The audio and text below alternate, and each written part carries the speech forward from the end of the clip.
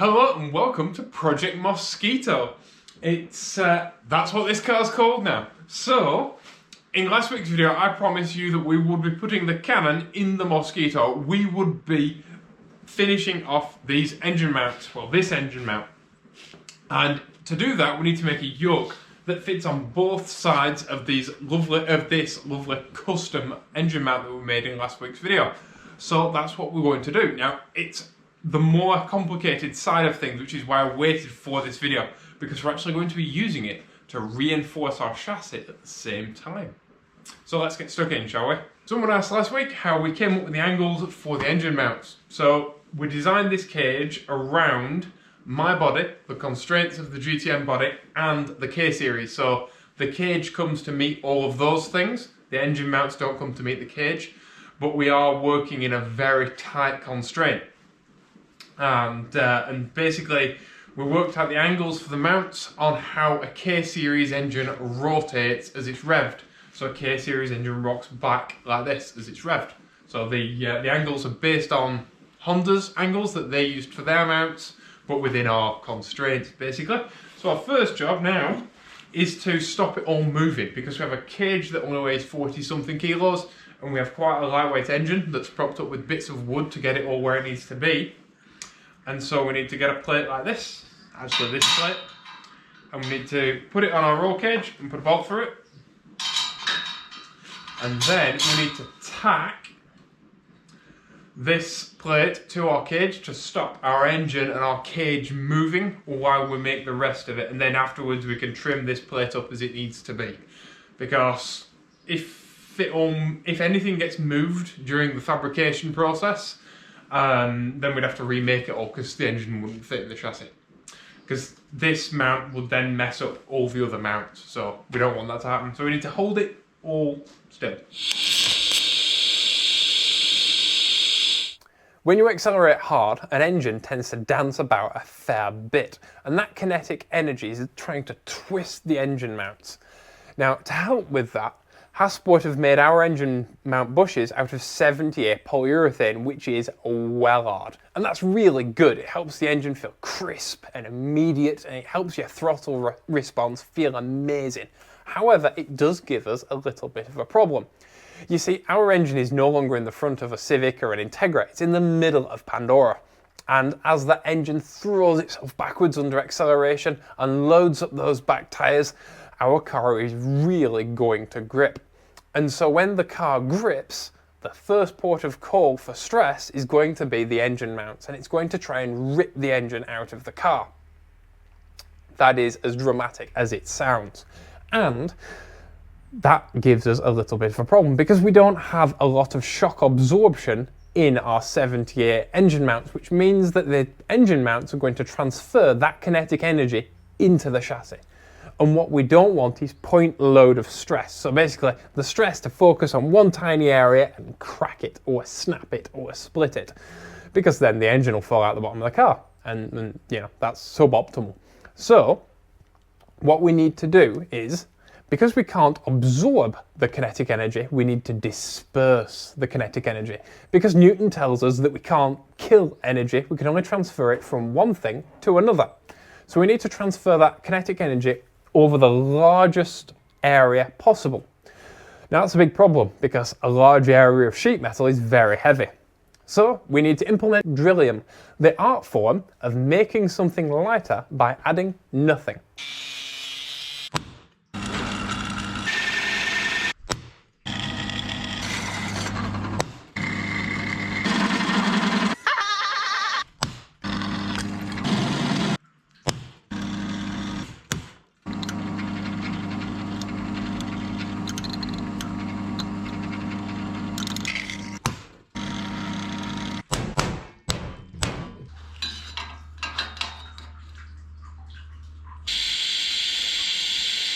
Now before I explain any further what's going on, I need to put on my brand new driveshaft nuts. I had to get these from Holland because I can't get them in France. In France, you can only buy them as a main dealer part with Type R wheel bearings. And we don't use Type R wheel bearings, we have Honda CR-V wheel bearings because we have Honda CR-V rear suspension. Because this isn't going on the front, it's going on the back. So yeah, I was able to special order them from Holland. Same as my hubs actually. My hubs were bought from Holland as well. All for Honda is the place. If you're in France and you're looking for, or in Europe and you're looking for Honda bits, very good customer service. Expensive, but good customer service. And I'd rather pay more and have good customer service than pay less and not be able to get hold of people. Especially when you're trying to get random stuff like this. So, now it's all pulled together with its dummy wheel bearing, you can see that this top arm here is quite close to up here. And where the shock absorber bolts onto is quite close to the other side of the engine mount. So, the plan is that when I have suspension, what I'm going to do is make, because I don't have suspension yet, what I'm going to do is I'm going to make this side of my engine mount into part of the mount for my shock absorber, and I'm going to make the mount for this top arm here as part of the other side of the engine mount, and then that way you need a third as many brackets, because a third as many brackets is a third as much weight. And I don't like stuff that bolts on, and I don't like stuff that's kind of a thing next to a thing next to a thing, and none of it was designed to go together. So I need to wait until I've got suspension. Now, I've messaged some people and emailed some people and stuff and tried to get some suspension, but it's kind of the way the world is at the moment, and I haven't been able to get hold of any. So if you have a friend who just happens to work at KW or Spax or Bilstein or, you know, anywhere like that, just like, send them a text, will you? Email's in the description. So yeah, when I finally managed to get some suspension wheel to put it on here. Oh, and I've got something else to show you as well. We also made this. Now, Dad welded it together while I was still drilling holes. So many holes. But it's a lot simpler on this side because we have a lot more room to play with, and because the gearbox simply hangs off the this mount here, off this tower. The original one would have come with like a cast aluminium tower, but it would have been too tall, so we made this one. And like I said, force is a lot more simple, and the holes, I should explain, don't make it any weaker. The holes, it's simply about force over area. So rather than, it's a bit like this, look. Right, this is a piece of welding rod, and your welding rod is basically a tube, okay? Now, when you add tension force, so you pull against it, it's really strong, and it's really difficult to break this piece of welding rod by pulling on it, right? And when you push on it, if you push on it in a perfectly straight line, it's also really strong. That's the way bicycle spokes work. But if you put bending force into it, it's really easy to bend. So you have to be really careful when you work with tubes like this, that you don't apply a bending force. So if you look at this, if you look at this rear triangle, when the engine rocks backwards like that, it will pull on this tube, push on that tube, and then pull on this tube. And so none of the tubes are actually in bending. And not only that, but it's at an intersection of tubes, and an intersection of tubes is naturally stiff. And you've got to spread that load out rather than concentrating it in one small area, because in one small area you'd have to use like a really thick, horrible bracket. And so you can actually make something that's like this, that's rather big, that weighs very, very little, because you can actually make it out of thinner material. Chassis design is kind of the geography of the automotive world. It's not as sexy as kind of bolting wheels on and turbos and stuff, but it's vital to talk about, because there's a bunch of cars out there that, well, especially on YouTube, that don't have anywhere near the amount of chassis design that they need to have. When they made the Civic Type Rs and the Civic SIRs, they added a load of welding into the shells to stiffen the shells, and it was for a really good reason, right? Manufacturers spend a long, long time working out the chassis dynamics of cars. And the reason is, if you try and put 1,000 horsepower through a chassis that was only designed to take 250, what you're going to do is bend it. And every time you accelerate, what you're going to do is apply twisting force to the chassis. The same goes for tyres as well. Putting super grippy tyres on a chassis that was never designed for super grippy tyres is just going to bend it.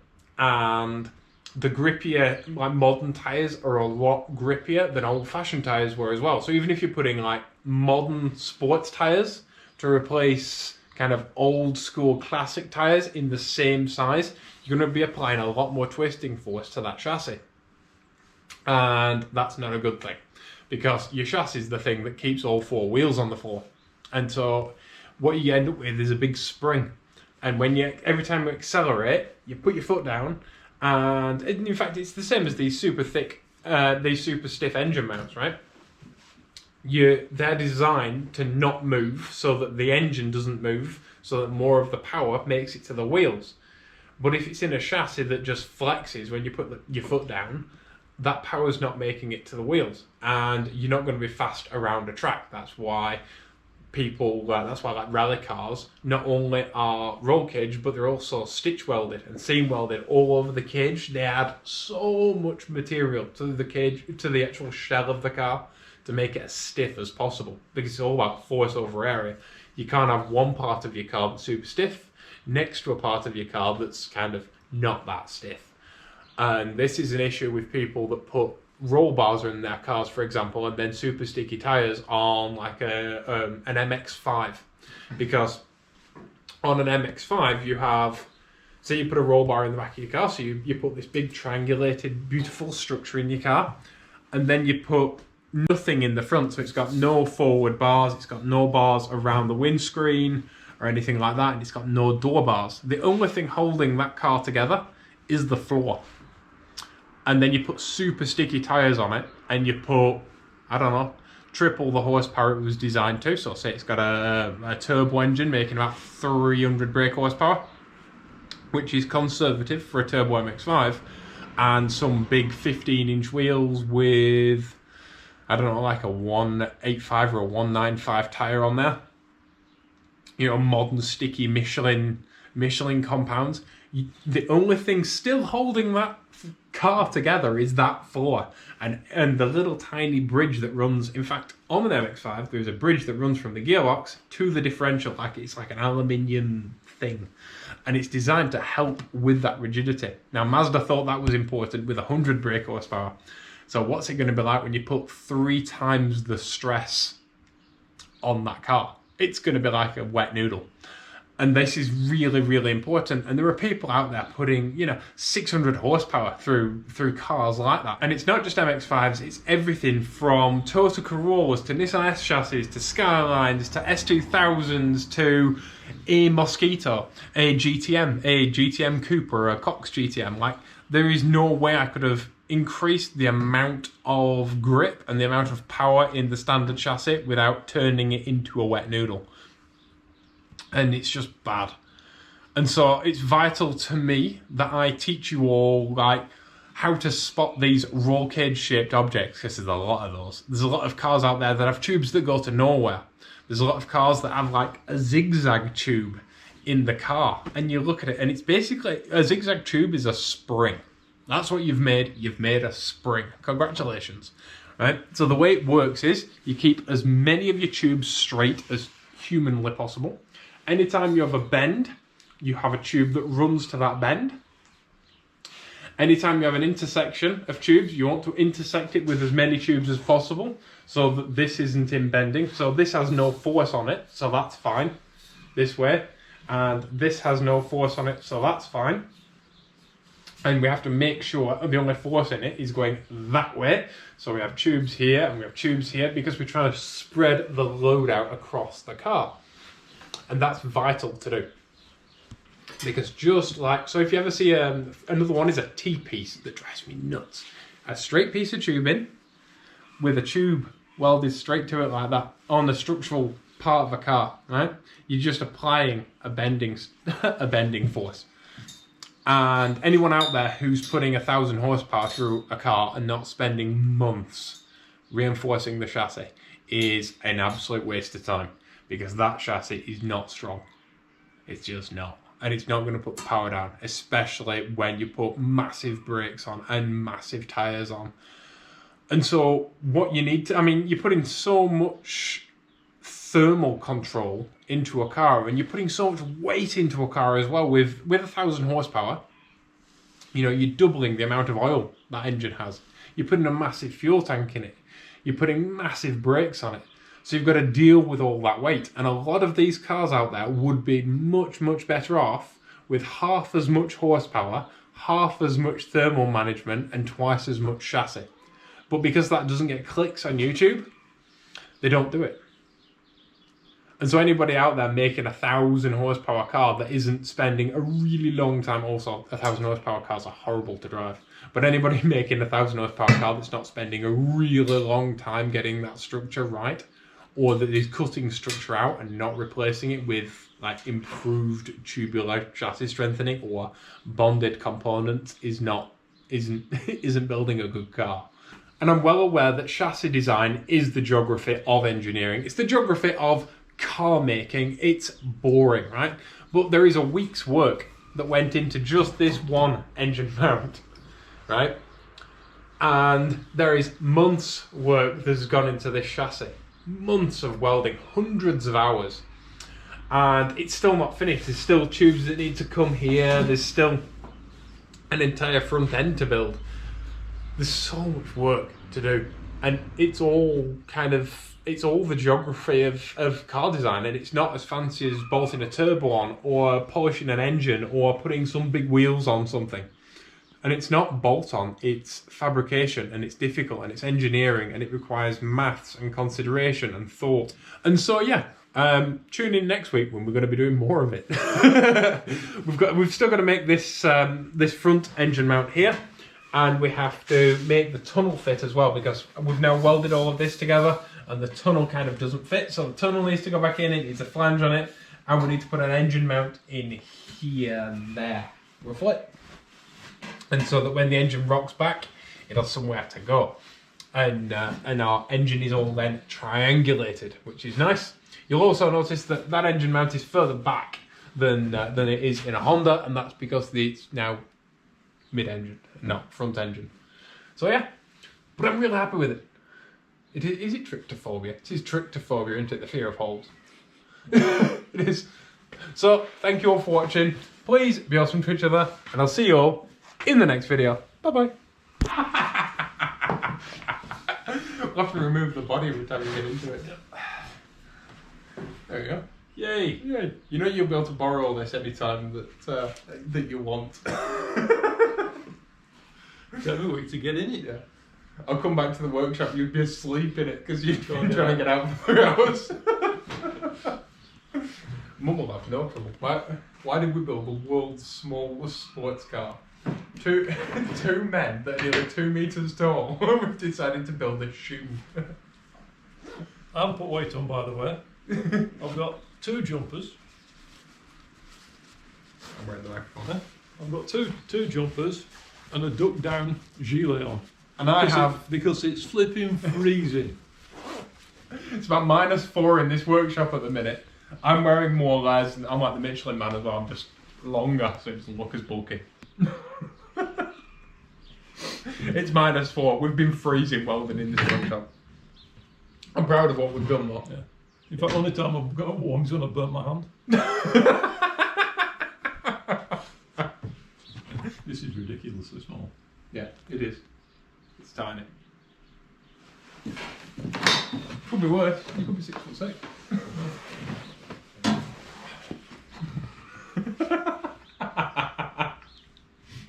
We may have to notch the centre console a little bit to get the seats in. Certainly can't put any weight on. No. I can't drive it with this on. And the funny thing is, there's nowhere to put your jacket, so you'll be permanently cold. Not with this thing. No, A giant radiator behind your back. it'd be lovely and quiet as well with a throttle body right now. At least you're leaving the noise behind. It's the most expensive way to go deaf in 1 ear. I should mention that we are currently underweight by a considerable margin for kind of the progress that we are making. The car is lighter than we thought it'd be. The engine mounts are, well, those 2 engine mounts are lighter than one engine mount was before. So They weigh about as much as a sparrow's fart, which is good because we need to put like insulation in afterwards and stuff like that. And all insulation is heavy because it's all mass. Well, it's not just that. There's no subframes in there. No, no, we've got rid of subframes, got rid of... No rubber cone suspension. Yeah. No, we're going to have springs, hopefully. Well, when I can manage to get some. All right, I've got to get out of it. If you can. If I can.